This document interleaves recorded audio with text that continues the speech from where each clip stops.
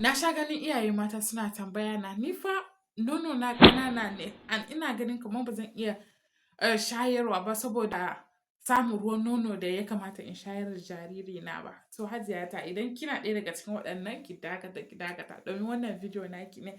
A yau na zo in faɗa muku menene dangantakar babban nono da kuma ƙaramin nono. Yau zan tattauna muku, zan buɗe muku cikin mama ku gani. Idan an musa ga mama guda biyu daga ƙirjinki, za ki kalla akwai soka da yake taimakawa wajen riƙe mamanki a shape ɗin da yake. Sai sa ki kalli mata da yawa su ce ni ba zan shayar ba da su Hawa saboda ba na son nono na ya zube. Abin da ake nufi wannan shayarwan ba shi zai sa mamanki ya zube ba. Abin da zai sa mamanki ya zube shine rashin kula da mamanki har ya sa muscles ɗin da na wannan soka da yake taimakawa wajen riƙe mamanki in ya gaji ya ɗan lankwasu shine yake sa mamanki ya zube amma ba shayarwa ba ne.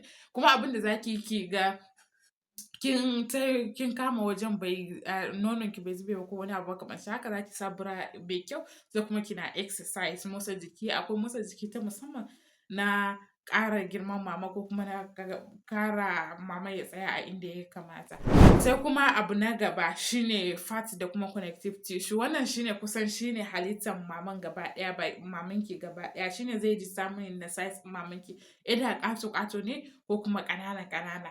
In ƙato ne ba wai yana nufin za ki na samun ruwan nono da yawa fiye da wadda take da ƙanana ba. No, a'a ba haka ba ne.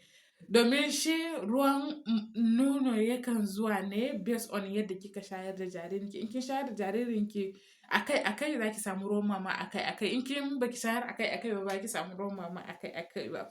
To sai kuma structure mu na gaba shine kowane mama akwai wani abu da muke kiran shi da lobes. Lobes kuma kamar lemu ne, in kin buɗe za ki kalli ya rarrabu kashi. To haka shi mamanki ma yake kamar lemu ne, yana rabe da kashi. To each cikin kowane kashi in akwai abin da muke ce mishi lobules.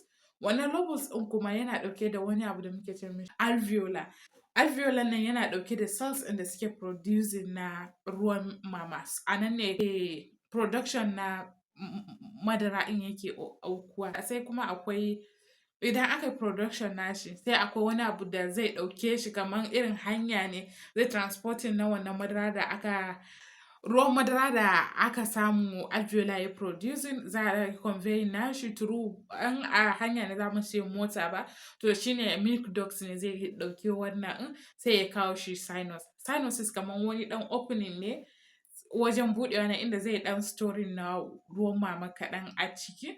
Daidai areola yake kenan. Sai kuma bakin nipples. To da zaran yaro ya kama bakin mama, sai sa ana so yaro kada ya kama bakin mama kaɗai, ya haɗa da part in areola in saboda ya samu daidai wannan opening inda ruwan mama aka ajiye shi.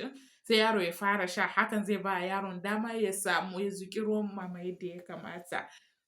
In kun ji daɗin wannan bidiyon ku yi mana liking sannan ku yi sharing da sauran iyaye, ku yi mana comment da shayarwa a ƙasa domin mu san kun ji daɗin wannan bidiyon, domin bidiyon mu ya iso sauran iyaye.